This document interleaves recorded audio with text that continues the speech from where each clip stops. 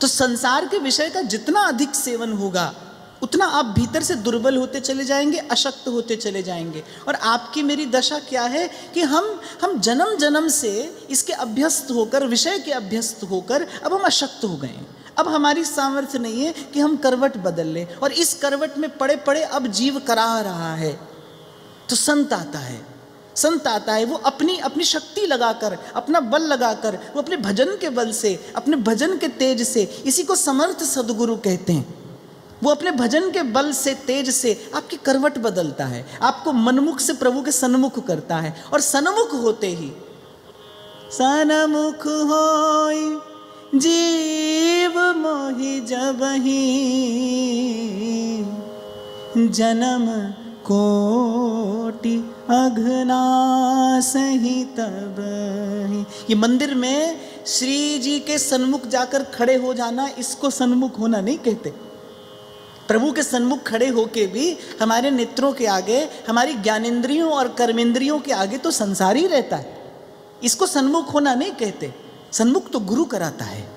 ये जो दीक्षा है ये वस्तुतः जीव को भगवत सन्मुख करना ही है। गुरु आता है, संत आता है जीवन में, वो मनमुख से सन्मुख कराता है।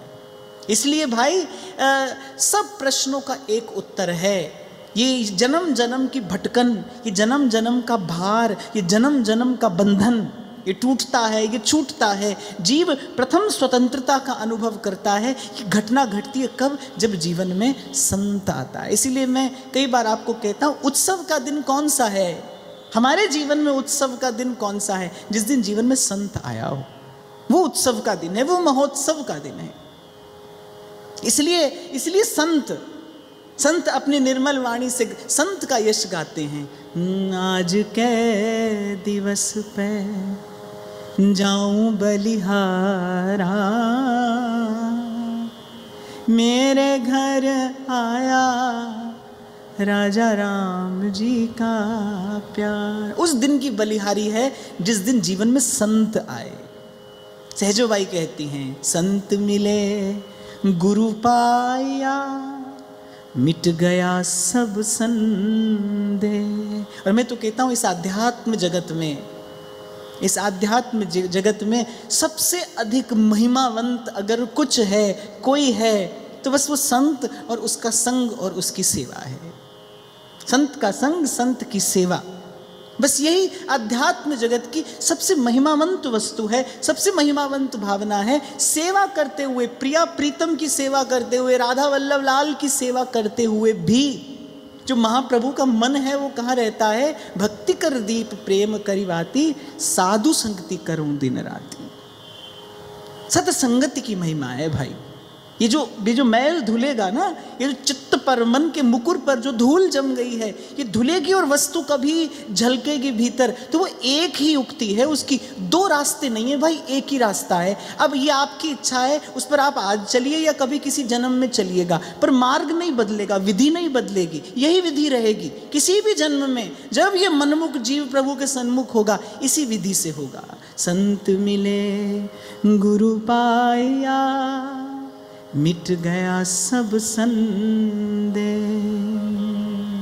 प्रभु के सन्मुख जाते हो, प्रभु के सन्मुख होते हो नित्य, बार बार, और मैं तो कहता हूं हर बार। और हर बार क्यों? हर क्षण। डोंगरे जी महाराज तो कहते थे, रोइए, अपने ठाकुर जी के सन्मुख जाकर रोइए, जैसे सूरदास रोते हैं। अब मैं नाचो थक्यो गोपाल, काम क्रोध का पहर चोलना, काम क्रोध का पहर चोलना, कंठ विषय की मार। अब मैं नाचो थक्यो गोपाल। थक गया प्रभु अब मैं थक गया हूँ, अब बड़ी पीड़ा पा रहा हूँ। सूरदास की सबे अविद्या, बेगी हरो नंदलाल। ये जो एक कृपा भरी चितवन, एक कृपा भरी दृष्टि की याचना संत कर रहे हैं ना, नागरिया की सुधरेगी जब अखियां इतनी ढरेंगी। ध्रुवदास जी क्या कहते हैं, पिय रंग भरी कटाक्ष नेक चितुओ मोमाही, बड़े प्रीत की रीत बीच कछु होए न बाधा, नेक चितुओ मोमाही। ये एक जो प्रभु की कृपा भरी कोर की याचना भक्त संत कर रहे हैं, क्यों? क्योंकि संत विशुद्ध मिलहि परिते ही, चितवत राम कृपा करिजे। उसी को संत मिलता है, विशुद्ध संत मिलता है, प्रभु से मिलाने वाला संत मिलता है, समर्थ संत मिलता है, जिस पर प्रभु कृपा भरी दृष्टि से अवलोकन करता है। तो जब मंदिर जाते हो, जब प्रभु के सन्मुख होते हो, जब भजन करते हो, प्रभु को स्मरण करते हो, बार बार नहीं, मैं तो कहूँगा हर बार बस एक ही बात, भक्ति कर दीप प्रेम करवाती, साधु संगति करी अनुदिन रात। और आपका मेरा तो भाई बड़भाग है, आप और मैं तो बड़भागी जीव हैं कि आपको मुझे ऐसे संतों की परंपरा में भगवत भाव की शिक्षा दीक्षा प्राप्त करने का अवसर मिला है। मेरे तो अध्ययन का, चिंतन का, भजन का, ध्यान का, कथन का, श्रवण का केवल एक ही विषय है, और वो है इन संतों की प्रेम पूरित भाव पूरित वाणी। तो संतों का चरित्र भक्तमाल का आश्रय लेकर आप और मैं कहते आ रहे थे, तो मुझे लगा कुछ काल के लिए अब संतों की वाणी का चिंतन करना चाहिए, क्योंकि वस्तुतः जो भगवत भाव का, भगवत प्रेम का जो आलोक है, वो जो भाव की सुवास है, वो जो भक्ति का माधुर्य है, वो छिपा कहाँ है? वो इन्हीं संतों की वाणी में छिपा है।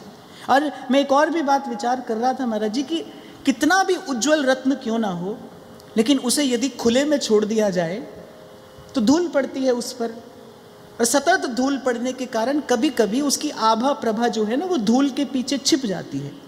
ऐसे ही हितजू ने कृपा करके ये उपासना प्रकट कर दी। ध्रुवदास जी कहते हैं, निस्संक सबके कल्याणार्थ। मैं आपको एक बात यहाँ कहूँ, आपको लगेगा कि मैं पक्षपात कर रहा हूँ, पर एक बार इसका निष्पक्ष होकर आप केवल श्रवण करना।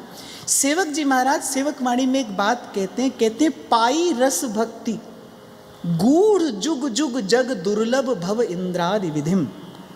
ये जो उपासना प्रकट हुई, नित्य निकुंज की उपासना, निभृत निकुंज की उपासना, ये निकुंजेश्वरी के, वृंदावनेश्वरी के चरण कमलों की ये जो अत्यंत मधुर चमत्कारिणी भक्ति इस लोक में प्रकट हुई, ये भाई एक प्रकार से अनहोनी हुई। किसी भी युग में, किसी भी काल में, शास्त्र में, पुराण में आप कहीं भी उलट पलट कर देखिए, आपको ऐसी घटना घटते नहीं मिलेगी। इसीलिए महाप्रभु के प्रागट्य पर रसिक जनों ने गाया है, भैया हो अद्भुत मंगल आज। अर्थात न भूतो और पता नहीं फिर कभी होगा कि नहीं होगा। ये इस कली काल में इस श्री जी की इच्छा से, बस इसे ही अहेतु की कृपा कहते हैं। बस प्रिया जी के हृदय में वो जो कृपा का समुद्र है वो उमड़ पड़ा। कभी कभी समुद्र में ज्वार आ जाता है और वो जो जल राशि है वो बड़ी दूर तक के स्थान को भिगो देती है। ऐसे ही श्री प्रिया जी के जो हृदय में जो करुणा समुद्र है, यद्यपि वो बड़ा गंभीर रहता है। ध्रुवदास जी तो कहते हैं, उमड़े जो मरजाद तज कापे रोक्यो जाए। वो बड़ा गहर गंभीर रस समुद्र है, कृपा समुद्र है, वात्सल्य समुद्र है, लेकिन उसमें ज्वार आया और बस ये उपासना इस लोक में प्रकट हो गई। प्रिया प्रीतम